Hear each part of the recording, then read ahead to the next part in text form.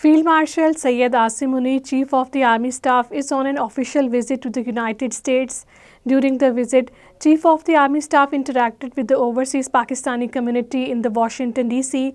The Chief of the Army Staff received a warm reception and welcome from the overseas Pakistanis who gathered in large numbers to meet with the Chief of the Army Staff.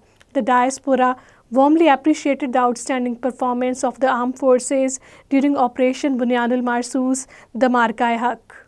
Heavily militarized territory of occupied Kashmir remains an unrelenting siege as the Modi-led Indian regime intensified the crackdown through daily cordon and search operations, house raids and arbitrary checks.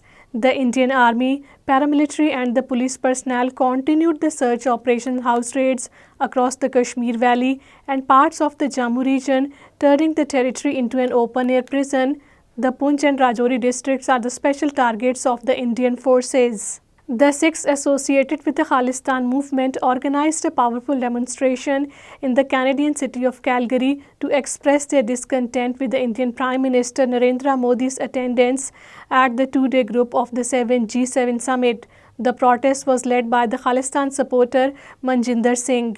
New Delhi appointed Lieutenant Governor Manoj Sinha has made deliberate attempt to further suppress the Kashmiri population by declaring that any terrorist attack in occupied Kashmir will be treated as an act of a war. Speaking at the passing out parade of the DYSPs and the PSIs at the Police Academy in Udhampur, Jammu region, Sinha's war rhetoric is being viewed as a dangerous move to justify the continued militarization and deny the civil liberties under the pretext of the so-called national security. Worried parents and the family members of the Kashmiri students stranded in Iran have criticized the Indian Prime Minister Narendra Modi and the Foreign Minister Jaishankar for failing to take immediate steps to relocate their children to safer places within the Iran. The parents and the family members call their children in Iran multiple times a day to inquire about their safety. Jammu and Kashmir Democratic Freedom Party has strongly condemned the Israel's naked aggression on Iran, saying that the Kashmiri people stand in solidarity with their Iranian brothers at this crucial time.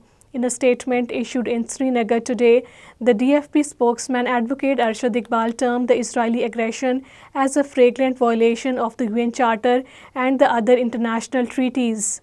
An Indian army man took his own life by shooting himself with his service rifle in the Srinagar city. The army man, identified as Naik P. Kumar, committed suicide by hanging himself with his ceiling at his unit in the Badami Bagh camp.